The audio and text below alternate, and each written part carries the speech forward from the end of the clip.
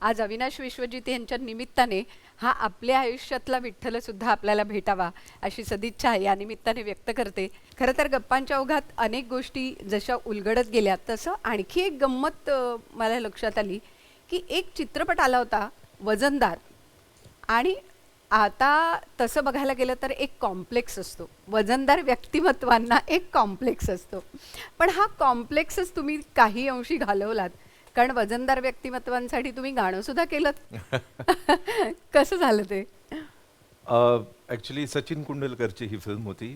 सई आणि प्रिया बापट याच्यामध्ये लीड रोलमध्ये होत्या आणि प्रिया बापट या तो वजनदार मुलीचा रोल करत होती आणि टू सम एक्सटेंट सईच्या कॅरेक्टरला सुद्धा तो थोडासा टचिंग भाग आहे त्या विषयाचा.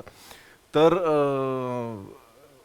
आम्हाला सचिनने सांगितलं की इथे ना सिद्धार्थ चांदेकर तिचा प्रियकर आहे आणि तो तिला ॲक्सेप्ट करतोय, तू जशी आहेस तशी मला हवी आहेस, असा एक थॉटवालं एक गाणं आपल्याला करायचं आहे. तर ऑफकोर्स त्याच्यामध्ये वजन हा तर पार्ट आलाच. आता जी कॉन्ट्रास्ट गोष्ट आहे की ज्याला कदाचित टॅबू मानलं जातं किंवा नको, हे नकोसं असतं किंवा त्याला वर्ज्य मानलं जातं, अशा गोष्टींचं एडिफिकेशन, ग्लोरिफाय करणं, हे गोष्ट चॅलेंजिंग होती या गाण्यामध्ये, सगळ्यात गोष्ट होती. तर आपण म्हणतो तू ढब्बी आहेस किंवा जाड आहेस असं म्हटलं तर त्याला एक वेगळा रंग येतो किंवा वेगळं वजन येतं. पण गोलू पोलू आहेस तू, चबी चबी आहेस असं म्हटलं तर त्याला एक वेगळा अप्रोच येतो, जो लाडाचा असतो, जो प्रेमाचा असतो. आणि असेच शब्द आम्ही या गाण्यामध्ये ओंकार कुलकर्णीनं ते गाणं लिहिलंय आणि फार सुंदर ते गाणं लिहिलं होतं. मऊ स्वप्नांची, मुडी रंगांची, चबी चबी परी तू, लाडू दिसणारी, गोडू हसणारी, एवढीशी गोलू बोलू. तर गोलू बोलू या शब्दावरच आम्ही इतके फिदा झालो होतो की म्हटलं क्या बात आहे. हा शब्द म्हणजे ह्या एक इथून पुढे तो एक रुटीन मध्ये येतात. काही काही शब्द हे असेच या गाण्यांमधनं मिळत असतात भाषेमध्ये. तर हा गोलू बोलू हा शब्द फारच त्यावेळेला उचलला गेला आणि अगेन म्हणजे त्याच्यानंतर ते गाणं रिलीज झाल्यानंतर इतके आम्हाला मेसेज अनेक लोकांचे आले की आम्हाला आतापर्यंत असं वाटायचं की आमच्यासाठी का गाणं नाहीये, अशा काही मुलींचे किंवा अशा काही म्हणजे अशा अनेक गोलूमोलू मुलींचे तुम्हाला विशेषतः मुलांचे मुलींचे फोन आले असतील. पण आम्हाला ते क्यूट गाणं आवडतं आणि म्हणजे मुलाकडनं असं असायचं की माझ्या तिच्यासाठी हे गाणं आहे, अक्षरशः डेडिकेटेड आहे तिच्यासाठी. असं तिचं असं असायचं की अरे आमच्यासाठी गाणंच नव्हतं ते मला गाणं मिळालं. पण अगेन मी माझ्या जरी वजन असलं तरी माझ्या तब्येतीकडे लक्ष देणार आणि असे अनेक प्रकारचे अप्रोचेसनं मेसेजेस आम्हाला आले. बरोबर, मला वाटतं थोडंसं ऐकूया आपण ते. नक्कीच. गोलू बोलू हे गाणं त्याचं आणि तिचं आहे. तर त्याचा टेक आणि तिचा टेक फार गमतीशीर लिहिलंय. थोडासा प्रयत्न करतो.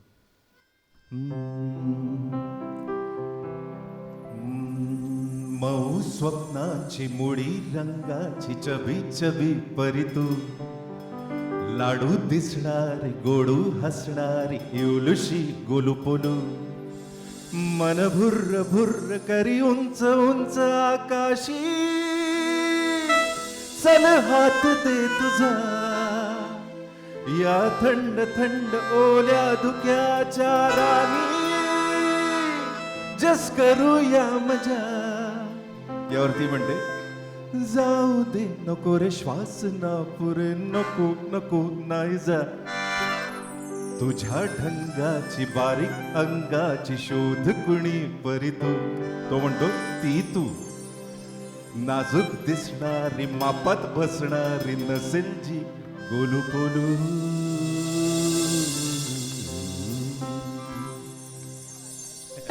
वेगळंच गाणं आहे खरं तर, आणि खऱ्या अर्थाने तुम्ही म्हटलात तसं गोलू मोलूंचं गाणं आहे आणि छान मस्त. खरं तर किती सुंदर गाणं आहे आणि खरंच म्हणजे गोलू मोलूंचे तुम्हाला फोन आले असतील हे आता पटतंय आणि त्यांना त्यांचं गाणं मिळालं असं कुठेतरी वाटलं.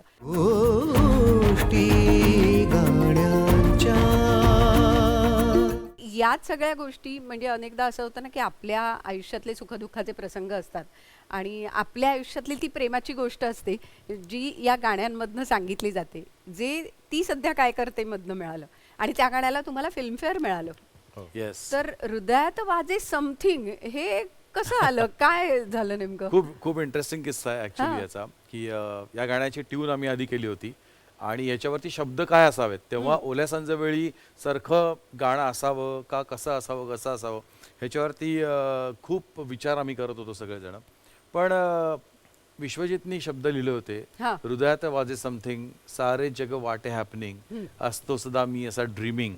तर असं म्हणजे मराठी आणि इंग्लिश म्हणजे मिंग्लिश असं ते गाणं होतं. तर आम्हाला दोघांना असं वाटलं होतं की म्हणजे हे शब्द कसे जातील किंवा मराठी इंग्लिश कसं वर्क होईल, पण एका लोकांना मुला पचतील का, हा म्हणजे काय रुचतील होतं, का, हा हा. खूप महत्वाचा ही मुद्दा असतो. कविता अशी कशी काय, हे गाणं असं कसं काय, पण ना त्या कॅरेक्टरचा जेव्हा आपण विचार करतो की ते एका 8वीतल्या 9वीतल्या मुलांनी लिहिलेली ती कविता आहे, म्हणून हृदयात वाजे समथिंग. आणि त्याच्यामध्ये ना एक लाईन आहे, बघता तुला मन. बघता तुला मन जम्पिंग, हा अशी त्याच्यात एक लाईन आहे. बरोबर. तर ती ग्रामॅटिकली बरोबर आहे का नाही याच्यावरती खूप चर्चा अशी झाली होती की अरे बघता तुला मन जम्पिंग असं कसं काय, आपण ग्रामॅटिकली करेक्ट करूयात का, पण नाही, त्यातला जो इनोसन्स आहे तो तसाच आम्ही ठेवला आणि त्या मुलाची कविता म्हणूनच ती कविता तशी ठेवली आणि म्हणून ते शब्द तसे मिंग्लिशच ठेवले. आणि त्यानंतर ऑलमोस्ट म्हणजे पुढचे 6 महिने जवळजवळ जे काय कार्यक्रम होत होते किंवा अजूनही घडतात, त्यात कित्येक कार्यक्रमांचं नाव आता हृदयात वाजे हो समथिंग ना, हे असतं. खरंच आहे.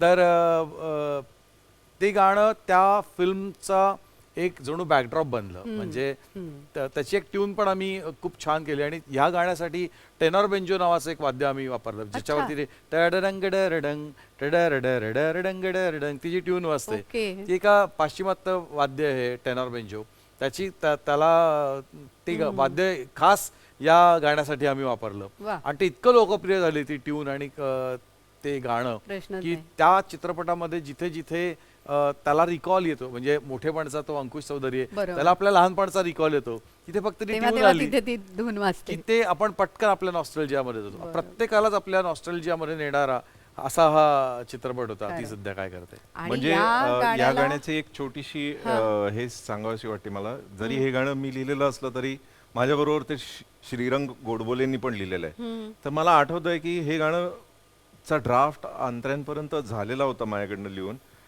पण जनरली आम्ही जेव्हा गाणं करतो तेव्हा असं होतं की मी बऱ्याच वेळा लिहितो आणि माझी अशी अपेक्षा असते की ह्याच्यापेक्षा खूप छान बेटर एखाद्या गीतकाराकडनं प्रॉपर आहे त्याच्याकडनं हे गाणं लिहिलं जावं परत एकदा काहीतरी. तर सतीश पण म्हणला की मग आपण एक काम करू, आपण रंगादादाला ट्राय करूया. बरोबर. त्यांनी कधी तू लिहिलेलंच होतं आमचं गाणं. सो मी त्यांच्याकडे गेलो, त्यांनी ड्राफ्ट वाचला, ते म्हणले अच्छा काय सिच्युएशन आहे, अमुक आहे तमुक आहे, कोणाचं गाणं आहे, मुलाचं, सगळं त्यांनी सगळं समजून घेतलं काय आहे ते, याच्यात काय प्रॉब्लेम आहे. म्हणलं प्रॉब्लेम असं काही नाहीये, पण एक अशी इच्छा आहे की ह्याच्यापेक्षा काहीतरी बेटर व्हावं. ते म्हणले एक काम कर, जेव्हा पुढे अंकुश चौधरीचा जो पार्ट येतो तिथे एक अंतरा येतो, तिथे मी एक नव्याने अंतरा लिहितो, पण बाकीचं तू लिहिलेलं गाणं उत्तम आहे, त्याच्यात काही बदल करायची गरज नाही. वा.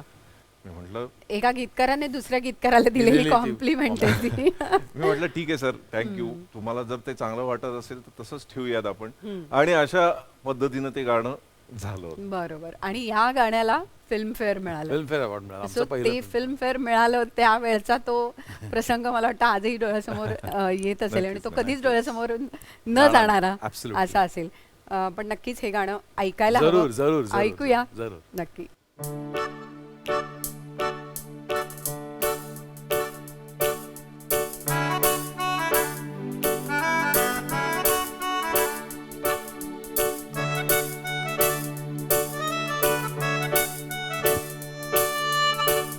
हृदयात वाजे समथिंग, सारे जग वाटे हॅपनिंग, असतो सदा मी आता ड्रीमिंग. हृदयात वाजे समथिंग, सारे जग वाटे हॅपनिंग, असतो सदा मी आता ड्रीमिंग. हो असतो काच स्माइलिंग, बघता तुला मन जम्पिंग, वाटे हवे हे गोड फिलिंग. असतो काच स्माइलिंग,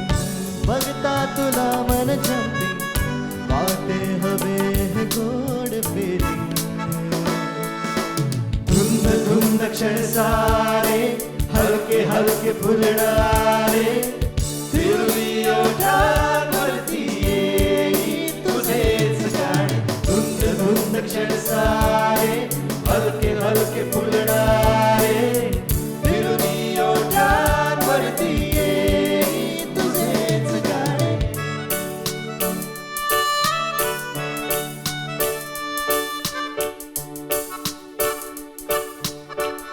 खिडकीतून धोकाहुनी दिसतेस का पाहतो तुला क्षणोक्षणी कळता तुला मी संपतो रोखू कशी डगमग आता ही रोजची नजरे तुलीच माझ्या सांगतो तुला मी सारे समजेल का तुला काही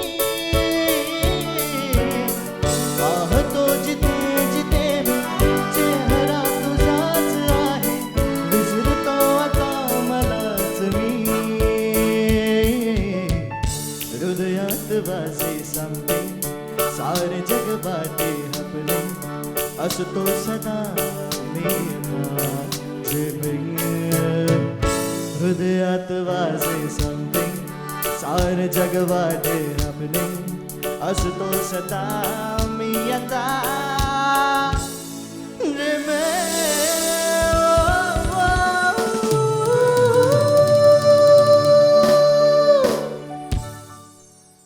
वा, किती सुंदर गाणं झालंय. मला वाटतं तरुणाईचं खरं गाणं हे तयार झालं आणि अनेक तरुणांनी तुम्हाला ह्याच्या कॉम्प्लिमेंट्स नक्कीच दिल्या असतील.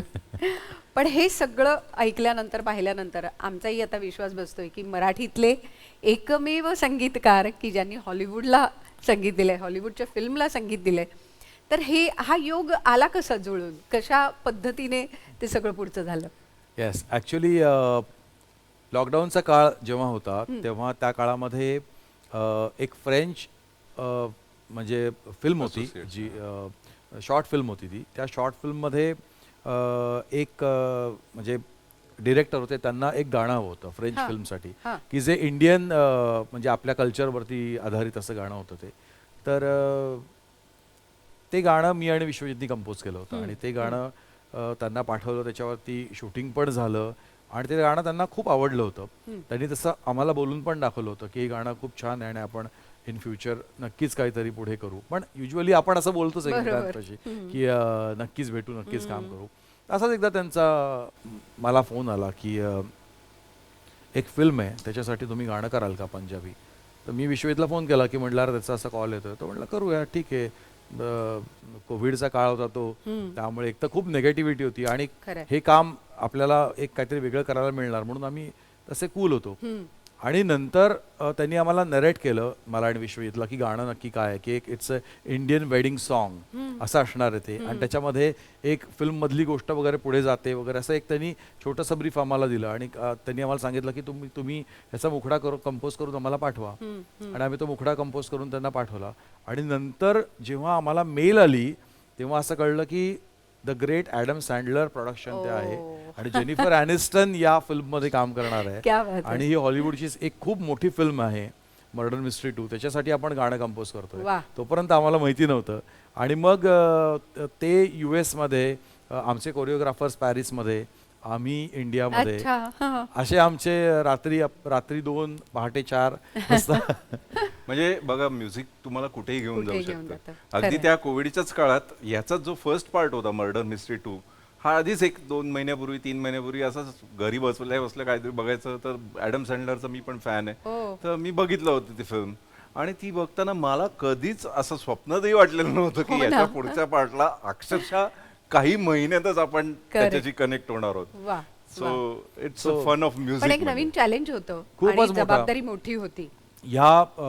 हे गाणं आम्हाला मिळवून देण्यामध्ये किंवा ह्याचे जे कोरिओग्राफर्स होते अविशाई महिना आणि चांदनी जोशी यांचे खूप जास्त त्यांनी खूप मेहनत केली की एक ब्रिज बनवण्यासाठी, कारण की ते नवीन, आम्ही एकमेकांबरोबर कधीच काम केलेलं नव्हतं. त्यामुळे तो एक कायम की हे गाणं डिलिव्हर करतील का, कारण की नुसतं वेडिंग सॉन्ग नव्हतं, त्याच्यामध्ये एक गोष्ट होती त्या फिल्म मधली, म्हणजे बऱ्याच लोकांनी ही फिल्म बघितली असेल, त्यांना ती गोष्ट काय आता नक्कीच माहिती आहे, कारण तो 31 मार्चला रिलीज झाला चित्रपट वर्ल्ड वाईड. बरोबर. तर त्यामुळे ते फक्त वेडिंग सॉन्ग नव्हतं, तर त्याच्यामध्ये वेगवेगळे ॲस्पेक्ट्स होते जे आम्ही करू शकू, पण ते इतके अप्रतिम झाले आणि आमची टीम म्हणून इतकी छान वर्क झाली.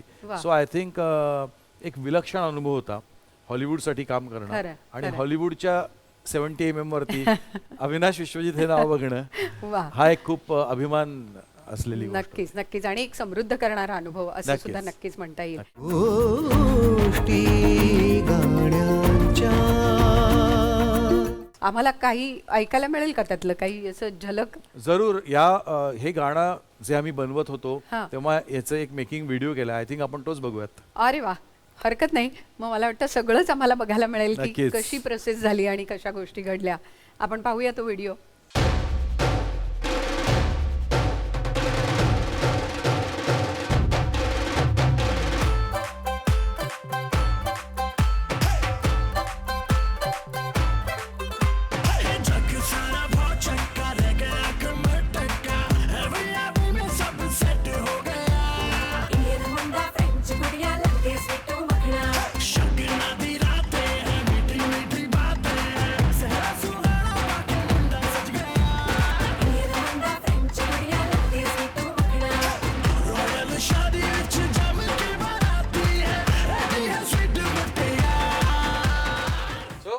ढंग ढंग टक टक टक ढंग ढंग ढंग टक टक टक टक ढंग.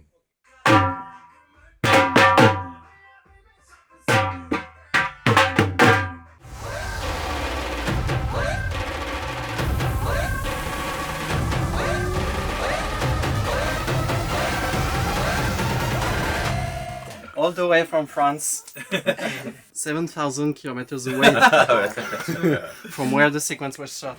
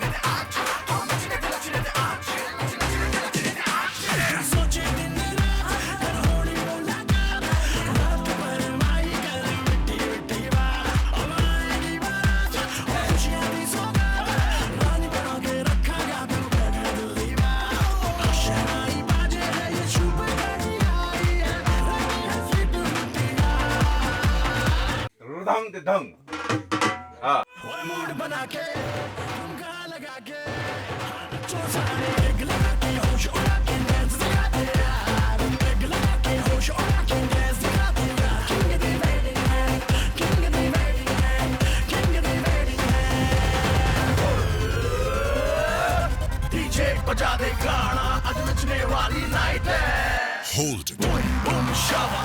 Boom, boom, balle. Boom, boom, shava. Boom, boom.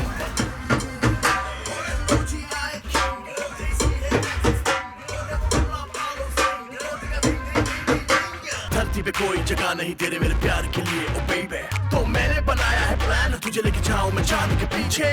सब रंगीन है फिल्मी सीन है मैं हूँ तेरा किंग और तू मेरी क्वीन है. इसी बात पे कमर हिला के डिंग डिंग डिंग डिंग डिंग डिंग.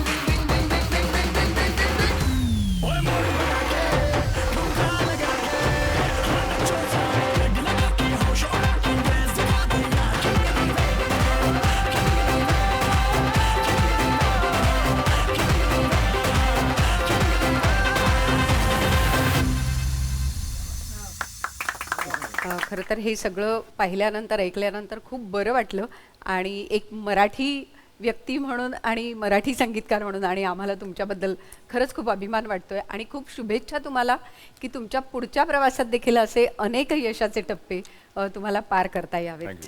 पण आत्ताच आपण कोविडचा खरं तर तुम्ही उल्लेख केलात, तर कोविड काळामध्ये अशा काही गोष्टी घडल्या काही काही जणांकडून, म्हणजे कदाचित तुमच्याही हातून अशी काही गोष्ट घडली असेल की ती विलक्षण होती आणि एक समाधान देऊन जाणारी होती. असं काही तुमच्या बाबतीत घडलं का? हो, एक खूप वेगळाच अनुभव या काळामध्ये आला. म्हणजे मला वाटतं की कोविडचा काळ हा प्रत्येक फॅमिलीसाठी प्रत्येक व्यक्तीसाठी अतिशय अवघड आणि डिप्रेसिंग असा काळ होता. पण मी आणि विश्वजितने असं ठरवलं की पहिला एक काळ गेल्यानंतर आम्ही दोघांनी असं ठरवलं की आपण ह्या नेगेटिव्हिटीला पार करून काहीतरी बनवायचं की ज्याच्यामध्ये कुठलाही कमर्शियल अँगल नसेल, बरोबर. पण आपण पॉझिटिव्हिटी घेऊन काहीतरी बनवायचं.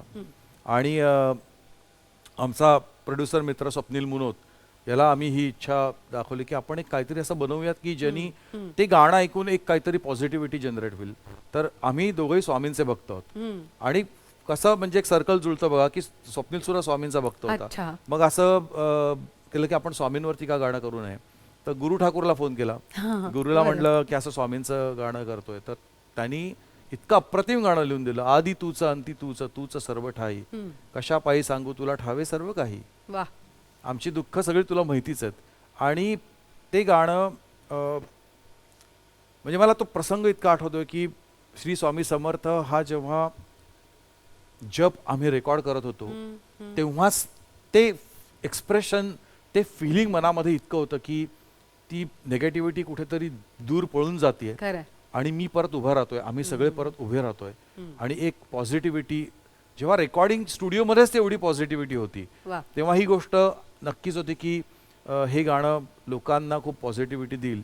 आणि असंच झालं की कोविडच्या काळामध्ये एका व्यक्तींची आई लास्ट स्टेजला होत्या, ICU मध्ये अनेक दिवस होत्या. आमचं गाणं रिलीज झालं. गुरु ठाकूरचा तो मित्र होता आणि गुरुनी ते सहज जसं इतरांना फॉरवर्ड केलं तसं त्यालाही फॉरवर्ड केलं. आणि त्यांनी ते गाणं 24 तास आई त्याची म्हणजे शुद्धीतच नव्हती, आता कुठलेही होप्स नव्हते. ते गाणं त्यांनी त्याच्या आईला ऐकवलं आणि 24 तासानंतर त्याची आई पुन्हा जागी झाली. किती छान. बापरे. आणि त्यानंतर त्या आई चालायला लागल्या, फिरायला लागल्या. आणि त्यांनी पहिलं जर काही काम केलं असेल तर त्या गुरुकडे आल्या आणि त्याला एक सरस्वतीची मूर्ती त्यांनी दिली. आई गं, किती छान. वा. त्यामुळे मला वाटतं कलाकार होण्याचा ह्याच्यापेक्षा मोठा अभिमान आम्हाला कधीही झाला नाही, इतका तो त्या काळात झाला. अनेक लोकांनी हे गाणं ऐकलं आणि त्यांच्या आयुष्यात फरक पडला.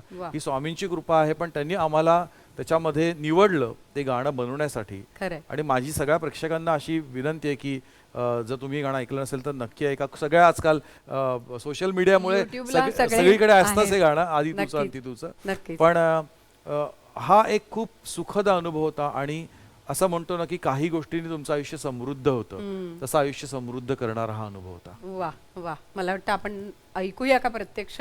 नक्कीच. कारण तोच अनुभव जो तुम्ही सगळ्यांनी घेतलात तो आपल्या सगळ्या प्रेक्षकांना नक्की घेता येईल. जरूर जरूर जरूर ऐकूया.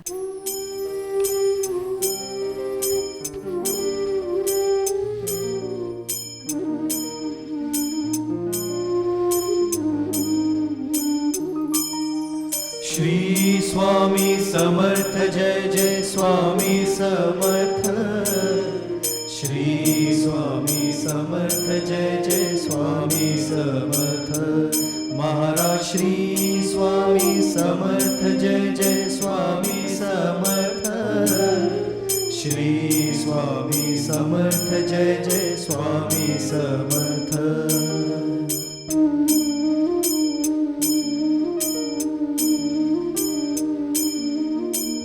आदि तूच अंती तूच तूच सर्व ठाई. आदि तूच अंती तूच तूच सर्व ठाई.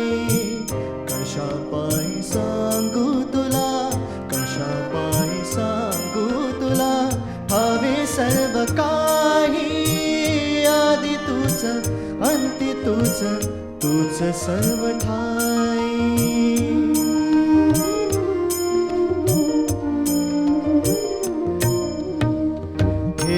हात डोईवरी शिरली रे काया. तुझ्या सावलीत जावो जन्म स्वामी राया, जन्म स्वामी राया. पुन्हा तेच येणे जाणे तीच वहिवाट. पुन्हा तेच येणे जाणे तीच वहिवाट. चार मुक्कामाच्या पायी जगण्याचा घाट. चार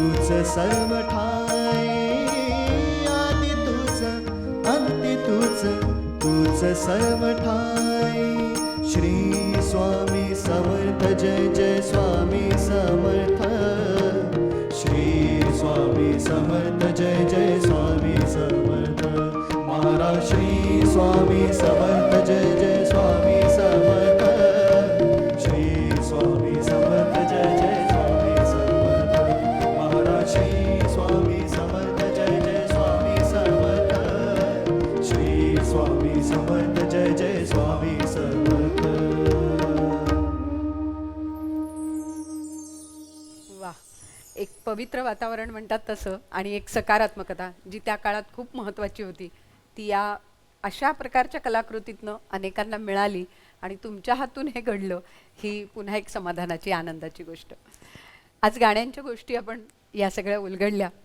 विश्वजित, काय वाटलं या सगळ्या गप्पा ऐकताना, पुन्हा एकदा आपल्याच सगळ्या विषयाकडे बघताना? म्हणजे ॲक्च्युली दरवेळेला असे ज्या इंटरव्ह्यूज असतात किंवा अशा ज्या चर्चा असतात त्या आम्हाला असं रेट्रोस्पेक्टिव्ह मागे घेऊन जातात आणि परत त्या काळात त्या सगळ्या आठवणी ताज्या होत जातात. खरं. आणि पुन्हा परत आपण आपल्याला नव्याने भेटतो आणि कदाचित या चर्चांमधनं आम्हाला काय मिळतं ना, तर अच्छा आपण हे केलं होतं, हे मैलाचे जे दगड होते आपल्या आयुष्यात येऊन गेलेले, त्या दगडांवरती आपण थांबून छान मजा केली, छान अनुभव घेतले, काही चांगले, काही वाईट, काही ॲव्हरेज अनुभव. आणि जे आयुष्य समृद्ध होतंय का हे बघण्याचा जो एक जमाखर्च असतो तो या चर्चांमधनं नक्की मिळतो. वा, अविनाश? मला ना आज खूप वेगळाच फील आला. याचं कारण असं आहे की माझ्या आयुष्यातला जो पहिला परफॉर्मन्स होता, प्रोफेशनल असं नाही म्हणणार मी, पण पहिला पब्लिक परफॉर्मन्स तो मी दूरदर्शनवरती केला होता. वा. तेव्हा मी कॉलेजमध्ये होतो, फर्स्ट इयरला होतो इंजिनिअरिंगच्या, हां. तेव्हा इथे आलो होतो. आणि त्यानंतर इतक्या वर्षांनंतर त्याच स्टुडिओमध्ये जेव्हा परत येत होतो तेव्हा अक्षरशः सगळे ते दिवस आठवत होते कॉलेजमधले, सगळ्या त्या गोष्टी आठवत होत्या. पहिलाच कार्यक्रम, तो पण लाईव्ह होता बरं का तेव्हा, त्यामुळे इतकं दडपण होतं आणि इतकं रिलॅक्स वाटलं आज गप्पा मारून इथे. आणि परत ती सगळी गाणी आणि छान वाद्यवृंद, आमचा प्रणव, सगळे त्याचे साथीदार, इतके छान त्यांनी इथे आम्हाला साथ केली. आज त्यांचे पण खूप आभार चौघांचे. आणि दूरदर्शन असे अप्रतिम कार्यक्रम करत असतो उत्तराजी, आणि तुम्ही आज इथे खूप छान आम्हाला म्हणजे गप्पा मारायला भाग पाडलं, आम्हाला बोलतं केलं. तर मला असं वाटतं की आयुष्याची खूप पानं मागे जात असताना नव्याने आयुष्य छान जगण्याची उमेद आज मिळाली. वा, मला असं वाटतं की एक वर्तुळ पूर्ण झालं. म्हणजे जिथून हा प्रवास सुरू झाला होता तिथे पुन्हा एकदा आलाय आणि आता पुढचं वर्तुळ सुरू करायचंय. आणि त्यासाठी पुन्हा एकदा दूरदर्शनकडनं तुम्हाला खूप शुभेच्छा आणि सदिच्छा. असेच अनेक समाधानाचे क्षण तुमच्या आयुष्यात येवोत, कारण तुमच्या आयुष्यात ते आले तर आम्हा रसिकांच्या आयुष्यात ते येणार आहेत. त्यामुळे असंच तुमचं आयुष्य खुलत राहो, फुलत राहो अशी सदिच्छा मी या निमित्ताने व्यक्त करते. आणि आपल्या सगळ्या प्रेक्षकांना पुन्हा एकदा खात्री करून देते की आज जसं या कलावंतांनी आपल्या या गोष्टी उलगडून सांगितल्या तशाच आणखी काही गोष्टी आपण उलगडणार आहोत. कलावंतांच्या मनातली ही प्रतिभा किंबहुना कलावंतांच्या मनातल्या या आठवणी अशाच जाग्या ठेवणार आहोत आपण. अशाच काही कलावंतांसह पुन्हा भेटणार आहोत. आज मात्र इथे थांबूया आणि पुन्हा भेटूया. नमस्कार.